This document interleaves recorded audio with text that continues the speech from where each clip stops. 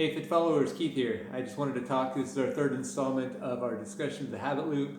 And last time we talked about how the habit loop and your basal ganglia can just ruin your best laid plans. This time we're going to talk a little bit about how the basal ganglia and the habit loop can really be used and leveraged to make you successful. In this way, it's a little bit like bringing a puppy into the house. If you don't train that puppy, it's going to tear up the furniture, it's going to pee and poop everywhere, and life is going to be a mess. But if you train it well, that puppy can, sniff for bombs. You can teach it to retrieve your slippers.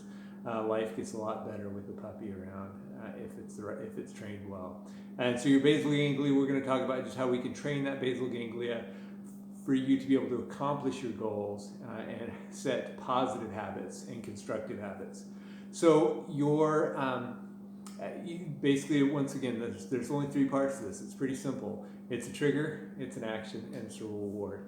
And so, when you're thinking about this habit loop, and I think a lot of times we overestimate our ability to have willpower. When we're setting our alarm for 5 o'clock in the morning, when you go to bed from the comfort of our warm bed, we forget that the comfort of that warm bed is going to be really hard to crawl out of, and it's going to be easy to hit the snooze button. So we have to kind of think about, what are some realistic, goals that we can set, some habits that we can go for, what triggers we're looking for, what actions we want to take place, and what can we do for a reward. And part of the problem is trying to make it a reward that's not going to completely undo all the good things that we've done.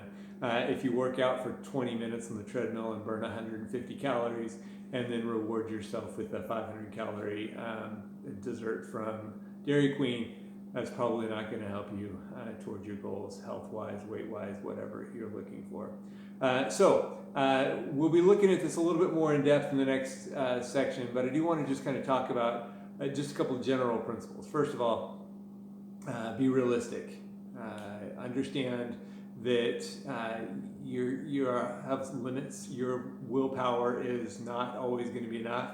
And so if we can start doing some smaller things that will snowball into bigger activities. So rather than setting your alarm for 5 o'clock in the morning to go and get an hour-long workout in, set your alarm for 5:50 and get 10 minutes of walking on a treadmill or some yoga or stretching or something like that, and get into that habit first. Also, think about rewards don't have to necessarily be big things either. One of the things, principles that I'll talk about more in depth next time is flossing one tooth. It's taking one small step but then rewarding yourself for it. So it could just be giving yourself a high five. It could be posting that picture on Instagram and getting some positive feedback. It could be just doing it with a friend, sharing your success with a friend.